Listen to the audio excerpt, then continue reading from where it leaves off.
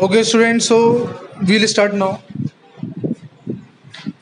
ये क्वेश्चन 2016 में आया हुआ है। सीबीएसई 2016 में क्वेश्चन पूछा गया है और क्वेश्चन है हमारा integration from 0 to pi x upon 1 plus sine alpha sine X dx। ये क्वेश्चन है 0 to pi x upon 1 plus sine alpha into sine X dx। ठीक है, देखो जो बहुत सिंपल सा क्वेश्चन है। सबसे पहले तो प्रॉपर्टी यूज करेंगे हम, और प्रॉपर्टी क्या है कि अगर 0 to a F x D x होता है तो हम उस एफ एक्स में x की जगह a माइनस एक्स भी लगा सकते हैं। तो इसको हमने मान लिया integral, I means integral, integral के बराबर मान लिया। इसे मान लिया हमने इक्वेशन नंबर 1। अब हम जैसे ही प्रॉपर्टी यूज करेंगे यहाँ पे, तो i इक्वल टू में क्या लिख सकता हूँ 0 to pi, x की जगह क्या लिख देंगे पाई माइनस एक्स यानी कि a माइनस एक्स। तो ये हो जाएगा pi minus X upon 1 plus sine alpha into sine pi minus X, sine pi minus X. और साइन पाई माइनस एक्स का मतलब 180 माइनस एक्स, और sine 180 minus X sine X होगा। तो हमारे पास हो जाएगा 0 to pi pi minus X divided by 1 plus sine alpha sine X dx। This is equation number 2। और हम क्या करेंगे, इक्वेशन नंबर 1 और इक्वेशन नंबर 2 को सम कर देंगे, ऐड कर देंगे। तो इक्वेशन 1 और इक्वेशन 2 को हम जोड़ देंगे तो 2i बराबर क्या हो जाएगा। आप ध्यान से देखो बच्चों, x अपॉन दिस, तो ये प्लस के x से माइनस का x कैंसिल हो गया कि नहीं हो जाएगा। तो मेरे पास बचेगा सिर्फ 0 to pi pi upon 1 plus sine alpha into sine X dx। Equation number 1 और 2 को जोड़ने पे हमें क्या मिला, 2y equal to 0 to pi pi upon 1 plus sine alpha into sine x.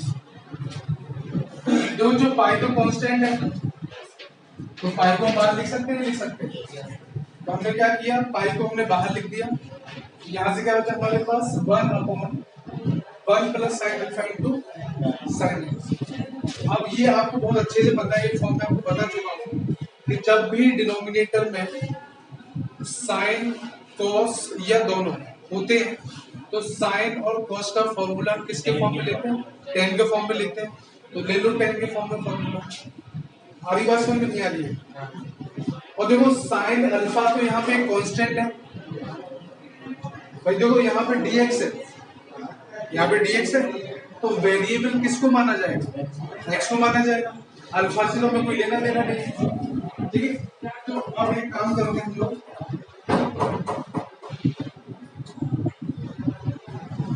Sine x का फॉर्मूला क्या होता है 2 tan x/2 upon 1 plus tan square x/2। हाँ, अगर न्यूमरेटर में कांस्टेंट है और डिनोमिनेटर में साइन कॉस या दोनों है तो हम साइन और कॉस का फॉर्मूला tan के फॉर्म में रखते हैं। ये फॉर्म होती है, मैं बता चुका हूँ, ठीक है।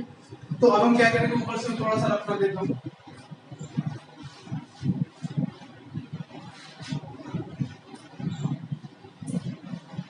चलो आगे बढ़ते हैं।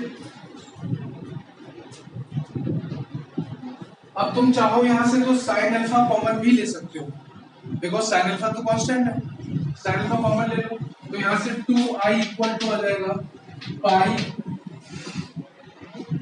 साइन अल्फा कॉमन ले लो, यहां से तो बचेगा 0 to pi 1 अपॉन, भाई यहाँ पे 1 अपॉन साइन अल्फा आ जाएगा, तो क्या हो जाएगा cosec alpha.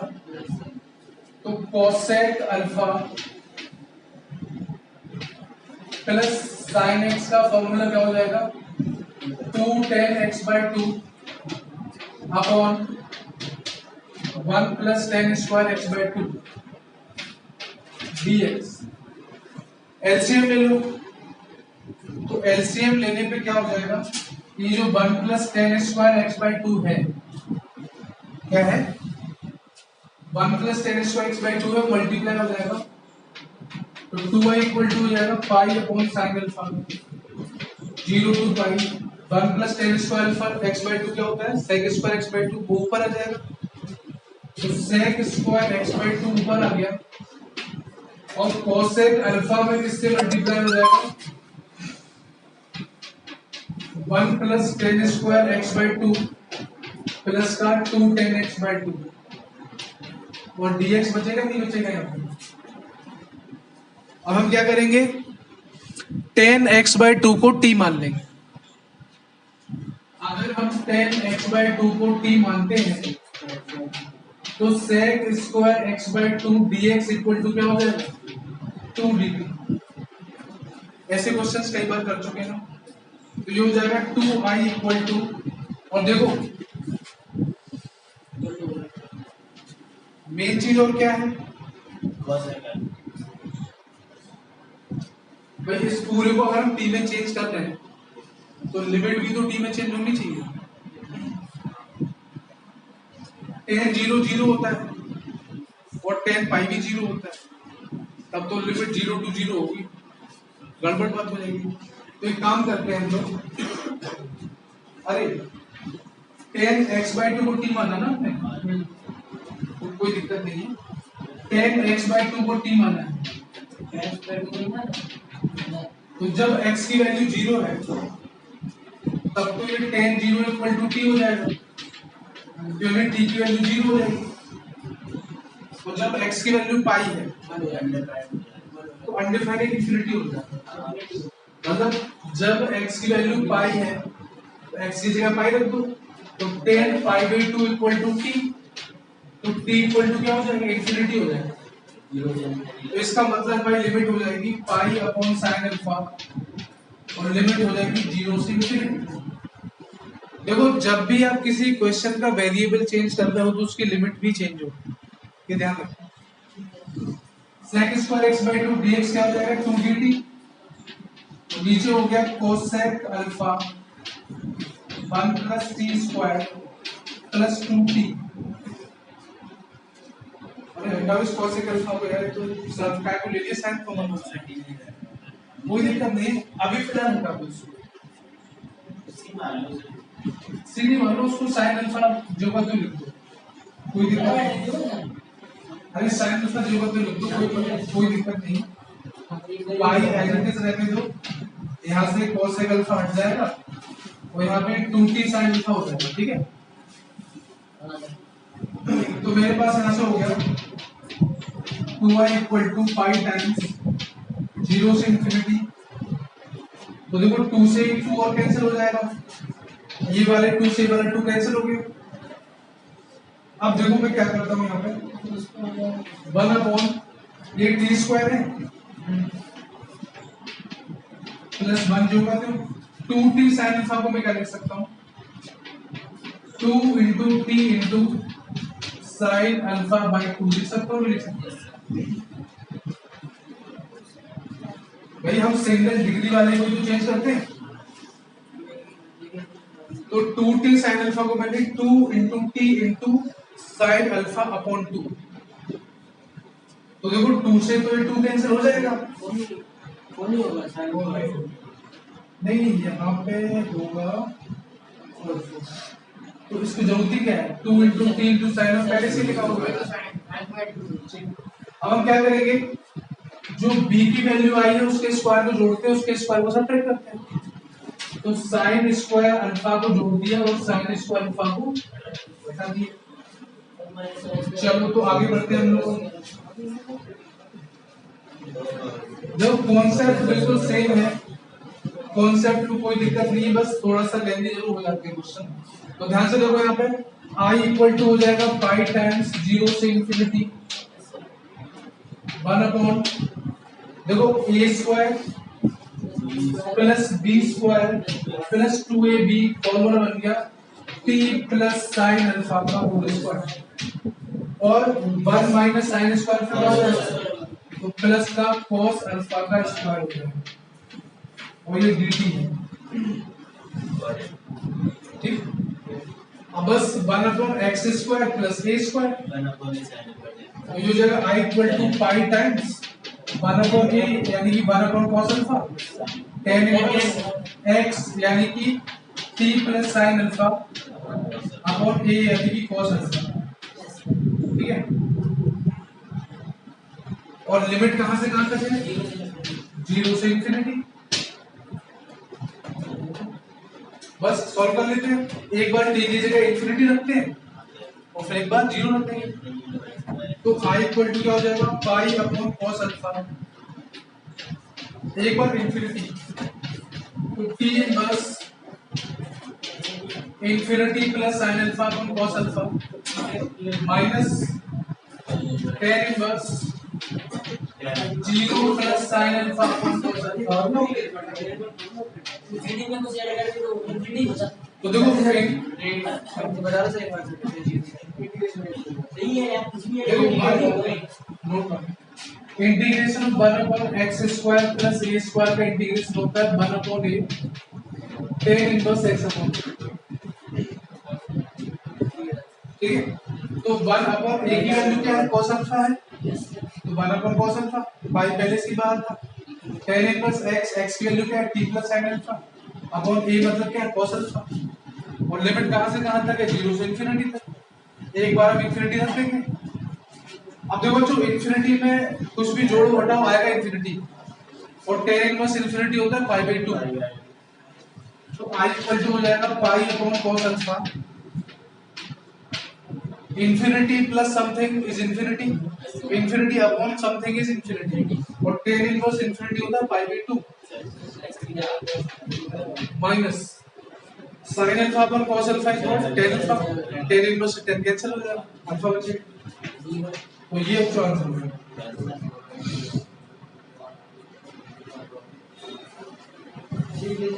So our answer is pi upon cos alpha और ब्रैकेट में pi by 2 minus alpha।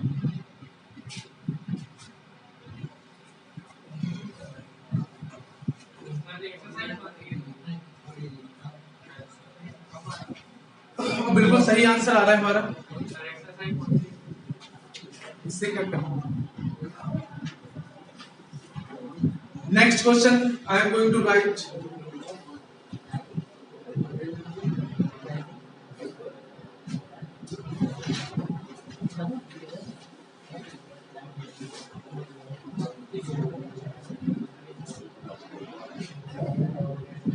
Note down it please.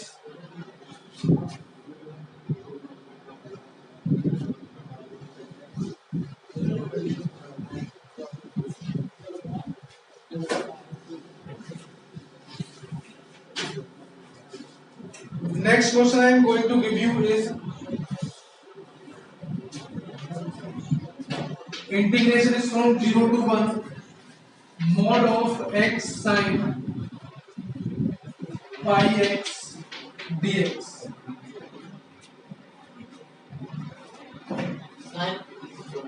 ये जो लास्ट टाइप के क्वेश्चन रह गए थे वो इसी टाइप के क्वेश्चन रह गए थे।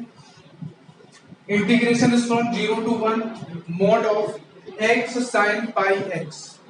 इसके लिए आपको आइडिया होना बहुत जरूरी है। सबसे पहले तो देखो मॉडुलस वाले क्वेश्चन में मैंने आपको बताई थी एक प्रॉपर्टी लगनी थी, वो क्या लगनी थी कि अगर हमें a से b fx dx, अगर fx का इंटीग्रेशन करना है a से b में, तो सबसे पहले हमें चेक करना पड़ेगा कि किस वैल्यू के अंदर मॉड पॉजिटिव है और किस वैल्यू के अंदर मॉड नेगेटिव है। और जिस वैल्यू के अंदर मॉड नेगेटिव होगा तो उसे हम एक माइनस साइन से मल्टीप्लाई, क्योंकि मॉड कभी नेगेटिव नहीं हो सकता, तो नेगेटिव को पॉजिटिव में तो बदलना पड़ेगा ना। तो सबसे अच्छी बात क्या है यहाँ पे कि साइन एक्स के साथ में क्या है यहाँ पे? साइन पाई एक्स है।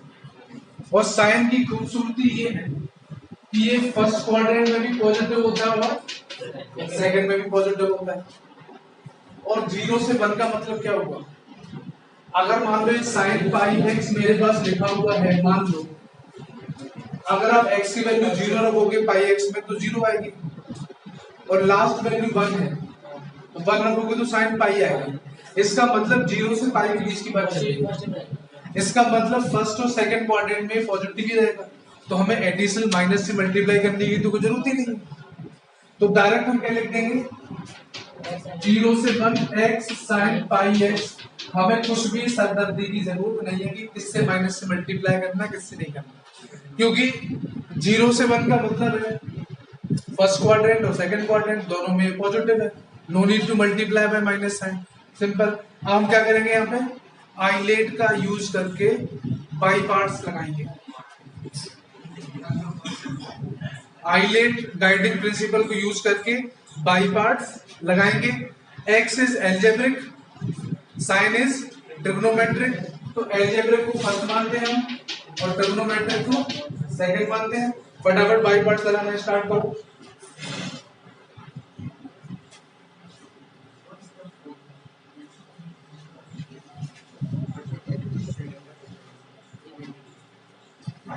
बाई पार्ट क्या होता है first into integration of second.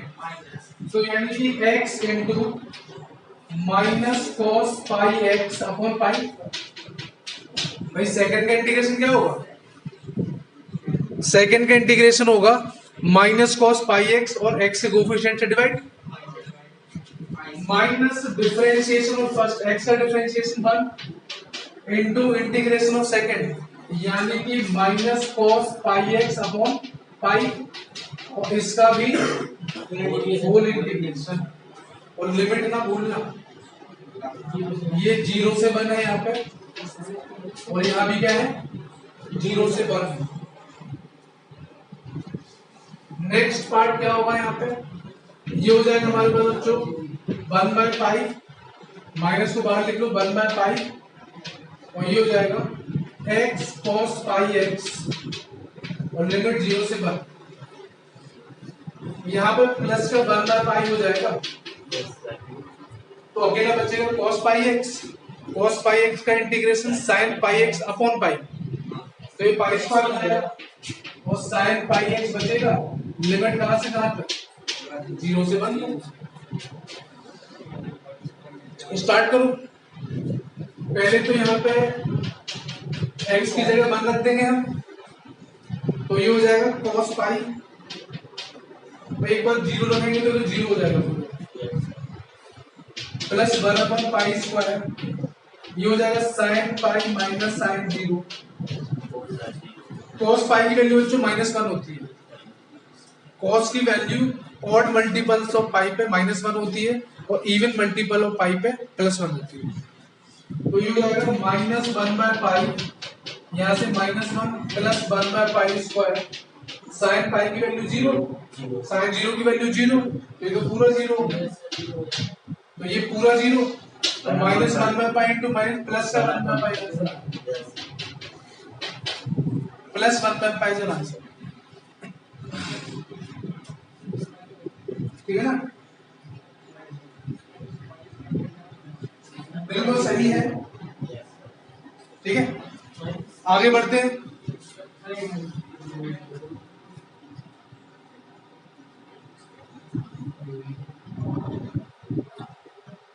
तो आज हम लोग एरिया अंडर कर्व की भी थोड़ी सी बात कर लेंगे।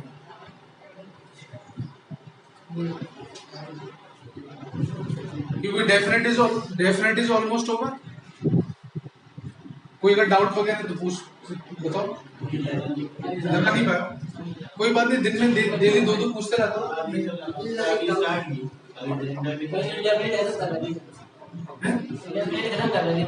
नहीं देखो जो पैरेलल चल रहा है उसको चलाते रहो, एक्स्ट्रा टाइम मिले पुराना करो, ऐसा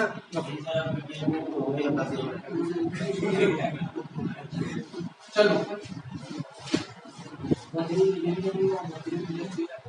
एक क्वेश्चन और करते हैं हम लोग।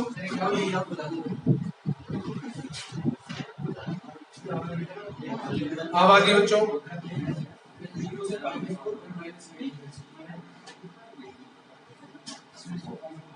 क्वेश्चन इज 0 to π/4 और रूट के अंदर है 1 माइनस sin 2x dx।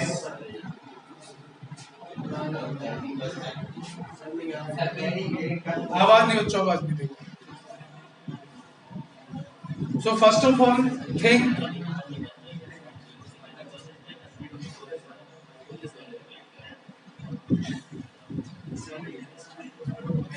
चलो देखो, सबसे पहली चीज तो ये है कि अगर आपने क्लास 11th और 12th में फंक्शन पढ़ा हो, थोड़ा बहुत पढ़ा होगा, तो उस फंक्शन में आपने जरूर पढ़ा होगा कि जो स्क्वायर रूट के अंदर जो नंबर है वो कभी नेगेटिव नहीं होता। स्क्वायर रूट के अंदर जो नंबर है वो कभी नेगेटिव नहीं होता, तभी स्क्वायर रूट डिफाइंड होता है। ठीक है ना? जैसे मतलब 1 माइनस साइन 2x लिखा हुआ है, ठीक, तो सबसे पहले तो 1 माइनस साइन 2x को हम क्या लिख सकते हैं वो लिख लेते हैं पहले।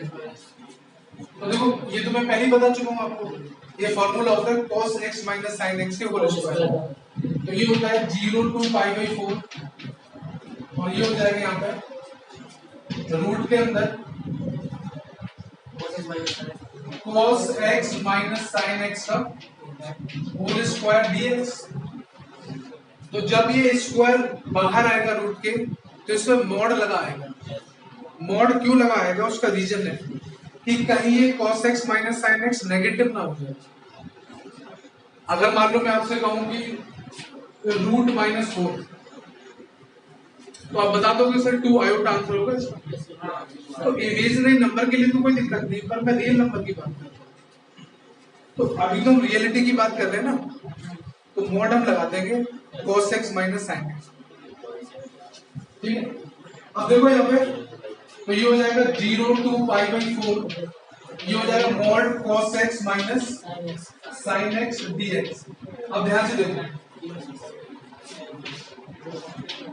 ध्यान से देखना, अब आगे भाई देखो ये π/4 है भाई, 0 से 90 के बीच में π/4 कहीं ना कहीं आएगा।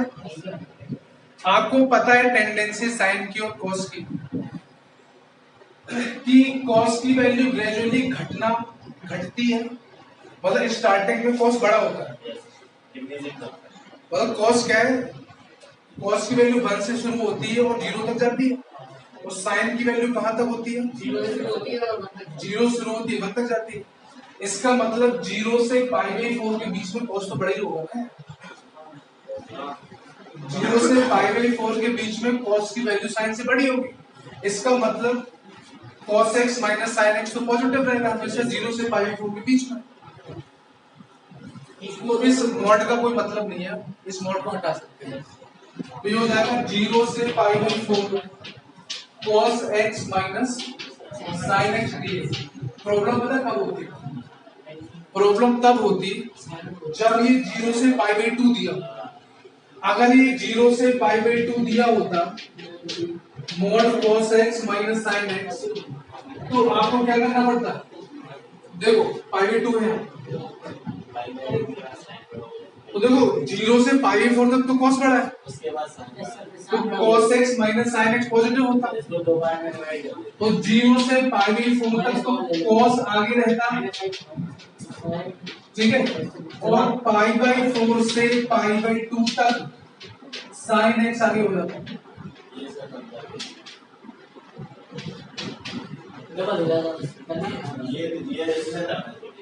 इसमें कुछ भी नहीं है, एक दो मतलब ऐसा ही है।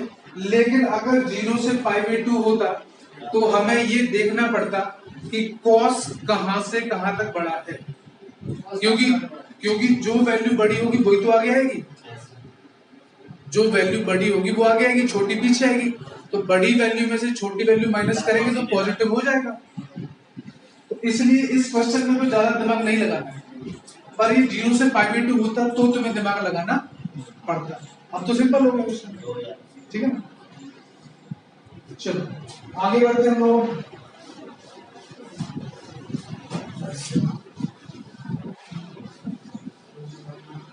So last question from my side.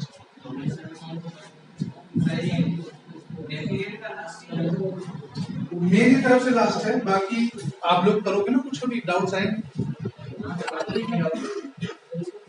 Next question is limit is from 0 to 3/2 mod of x cos pi x dx।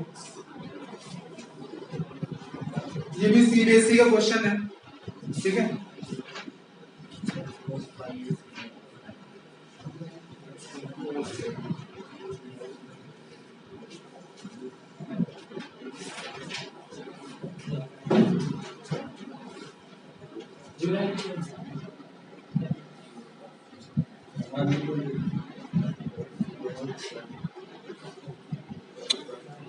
देखो आवाज नहीं। 0 to 3/2 स्टार्ट करते हैं। सबसे पहले तो ये देखते हैं हम कि ये 0 है, ये π/2 है, ये पाई है और ये 3π/2। 3/2 है भाई 270 होगा ना यहाँ तो ओनली 3/2 है। ठीक है, अब देखो फर्स्ट क्वाड्रेंट में कॉस क्या होता है? पॉजिटिव। सेकंड में कॉस क्या होता है? नेगेटिव। थर्ड में कॉस क्या होता है? नेगेटिव। तो देखो फर्स्ट में कॉस पॉजिटिव है तो माइनस से मल्टीप्लाई करने की जरूरत नहीं है, तो हम क्या करेंगे? 0 से 1/2 x cos pi x as it is रहेगा मॉड से बाहर, क्योंकि ये तो पॉजिटिव ही है 0 से 1/2 के बीच में। नहीं समझ में अभी? देखो अगर मैं x की जगह 1/2 रख दूं, अभी मॉड को भूल जाओ, तो क्या हो जाएगा? 1/2 cos π/2। इसका मतलब 0 से 1/2 में बात चल रही है किसकी? फर्स्ट क्वाड्रेंट की। हाँ 1/2 रख दिया। इसका मतलब 0 से 1/2 के बीच में तो फर्स्ट क्वाड्रेंट होगा ना। 1/2 से 1 के बीच में सेकंड क्वाड्रेंट होगा और 1 से लेके 3/2 के बीच में थर्ड क्वाड्रेंट होगा। तो अब देखो अलग अलग क्वाड्रेंट में इसका साइन अलग अलग है, इसलिए मुझे इसको तोड़ के लिखना पड़ता है। और 3 जगह भी 2 जगह तोड़ देना, क्योंकि देखो 0 से π/2 तक ये प्लस है और π/2 से 3π/2 तक माइनस है। तो हम क्या करेंगे? 0 से 1/2 तक तो ये प्लस है और 1/2 से कहां तक? 3/2 तक ये नेगेटिव होगा, क्योंकि सेकंड क्वाड्रेंट तो थर्ड क्वाड्रेंट है। तो नेगेटिव को पॉजिटिव में बनाने के लिए मुझे माइनस से मल्टीप्लाई करना पड़ेगा। आया समझ में? नहीं आया? आया समझ में? नहीं आया? मॉड की बेइज्जती नहीं होनी चाहिए, तो इसलिए मॉड को हमें पॉजिटिव बनाना है। ये पहले से ही पॉजिटिव था तो मुझे यार माइनस से मल्टीप्लाई करने की कोई जरूरत नहीं पड़ी। 1/2 से 3/2 तक ये नेगेटिव हो रहा था, इसको पॉजिटिव बनाने के लिए मुझे इस माइनस से मल्टीप्लाई करना पड़ा। अब तो सिंपल सही है, जैसे हमने पहले वाला क्वेश्चन किया, आइलेट प्रिंसिपल का यूज करके बाई पार्ट्स लगा देंगे, आंसर आ जाएगा।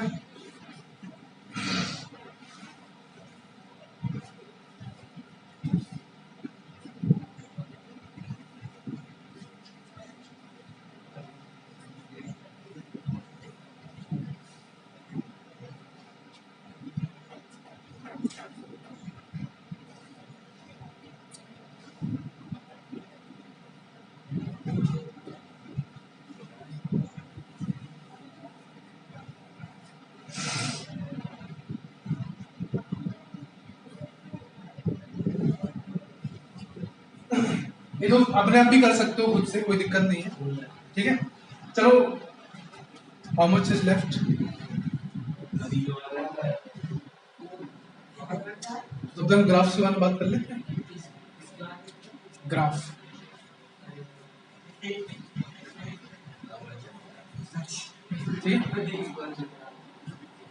देखो area under bounded reason is nothing but only integration only. बस इसमें क्या है, कुछ वर्ड प्रॉब्लम्स हैं, उस वर्ड प्रॉब्लम को आपको समझना है, समझने के बाद उस वर्ड प्रॉब्लम को न्यूमेरिकल फॉर्म में चेंज करना है, उसको सॉल्व करके इंटीग्रेट करके आंसर निकाल देना। ठीक है, चलो अब देखो कुछ इसमें एलिमेंट्री चीजें हैं जो आपको पता होनी चाहिए। वो सबसे पहले उस एलिमेंट्री चीजों के ऊपर डिस्कशन करते हैं। क्या क्या एलिमेंट्री चीजें हैं? देखो सबसे पहली चीज तो ये है कि अगर मान लो मेरे पास कोई भी एक कर्व है, कुछ भी हो सकता है, मैंने तो सिर्फ रफली बता दिया। यहाँ मान लो x की वैल्यू a है और यहाँ मान लो x की वैल्यू, और ये क्या है fx, कोई फंक्शन है। Yes sir. तो अगर मान लो मैं इस फंक्शन को a से b तक इंटीग्रेट कर दूं, इससे हमें क्या मिलेगा, एरिया मिलेगा। किस किस का एरिया, ए से बी का। इससे हमें मिलेगा किस किस के बीच, ध्यान सुनना, ए से बी का। x equal to a, x equal to b, fx और पॉजिटिव xx, इन चार के बीच का एरिया मिलेगा। मतलब हमें सिर्फ इसके नीचे वाला एरिया मिलेगा, कहां तक, x एक्सिस तक। उन दोनों लिमिट के बीच में, उस ग्राफ के नीचे x एक्सिस तक कितना एरिया है, हमें सिर्फ वही मिलेगा। बात समझ में आ रही है? यहाँ पर लिमिट किसकी थी, x की, इसलिए हमें x एक्सिस तक का एरिया मिला। अगर मान लो मैं ऐसा लिख दूं 0 से b और यहाँ लिख दूं dy और यहाँ लिख दूं fy, तो अब मुझे बताओ लिमिट कौन कौन सी है। पॉजिटिव y एक्सिस का मिलेगा। लिमिट बच्चों y की है ये, तो अब मुझे किसका एरिया मिलेगा, 0 से b के बीच में इस ग्राफ और y एक्सिस के बीच का एरिया मिलेगा। याद रखना, मतलब जो भी लिमिट उस फंक्शन पे दी हुई है, जिस x की दी हुई है, तो x एक्सिस तक का एरिया मिलेगा। अगर y एक्सिस, y की लिमिट दी गई है, y वाले में तो पूरा मिलेगा। y वाले में सिर्फ, हाँ मतलब यहाँ से आगे तक। हाँ बिल्कुल, जहां तक पहले पूरा मिलेगा। ठीक है, अभी आएगा समझ, ठीक है। तो से 0 से b निकालो और 0 से a निकालो, दोनों को माइनस कर दो तो b से b तक का मिल जाएगा। नहीं वो चीज मैं बता रहा हूँ, मतलब कहने का ये है कि कोई भी ग्राफ आपको दिया हुआ है और जो भी लिमिट आपको दी हुई है, तो उन दोनों लिमिट, उस ग्राफ और उस एक्सिस के बीच का एरिया आपको मिलेगा। जैसे मान लो मैं यहाँ पे एक ग्राफ और बनाऊं, मान लो मैंने पैराबोला बना दिया, ठीक है। यहां मान लो x की वैल्यू a है और यहां मान लो x की वैल्यू b है, और यहां मान लो मेरे पास y की वैल्यू b है। अगर मान लो मैं लिख रहा हूं यहाँ पे limit a to b fx dx, तो कौन सा एरिया मिलेगा हमें, इस ग्राफ के नीचे x एक्सिस तक का पूरा एरिया, ठीक है। और अगर मान लो यही ग्राफ ऐसे बना दूं, ये मान लो ऐसे दे दिया मैंने, ये y इक्वल टू b है यहाँ पे, और मैं लिख दिया 0 to b f by dy, तो मुझे कौन सा एरिया मिलेगा, 0 से लेके b तक, 0 से लेके b तक इसका एरिया, पूरा एरिया मिलेगा ना मुझे। y एक्सिस, भाई y एक्सिस और कर्व के बीच का पूरा एरिया। तो हमें ये देखना है, 0 to b है ना, आप तो सिर्फ राइट वाला मिलेगा, राइट वाला 0 to b है पूरा का मतलब इस y एक्सिस से, क्योंकि यहाँ पे y की वैल्यू 0 कहाँ पे होगी, यहाँ पे होगी, अरे पूरा मिलेगा, पूरा मिलेगा ना। तो y की वैल्यू 0 यहाँ पे होगी, y की वैल्यू b यहाँ पे है। अगर x की वैल्यू 0 से b होती तो राइट वाला एक पूरा इसलिए मिलेगा क्योंकि y की वैल्यू 0 यहाँ से शुरू हो रही है, ठीक है, और y की वैल्यू कहाँ तक जा रही है, b तक जा रही है, तो b में तो पूरा आ गया ना। भाई y पूरा आ गया ना y में, तो अगर ऐसा दिया होता 0 to और b के लिए फिर यहाँ पे b होना चाहिए था। अगर x की लिमिट ले रहे हो तो फिर x तो यहाँ होना चाहिए ना। मैं सोचा था इतनी का आता था। नहीं, वो x की लिमिट तो ली नहीं मैंने अभी, मैंने तो y की लिमिट ली है। y की वैल्यू 0 यहाँ पे और y की वैल्यू b यहाँ पे, मैंने इसको इंटीग्रेट कर दिया, तो कर्व और y एक्सिस और लिमिट इसके बीच का एरिया मिलेगा पूरे कर्व पूरे। इतना थोड़ा समझ में आया नहीं आया? चल सर आगे निकालो तो लिमिट कैसे दी हुई है? सब भी होगी।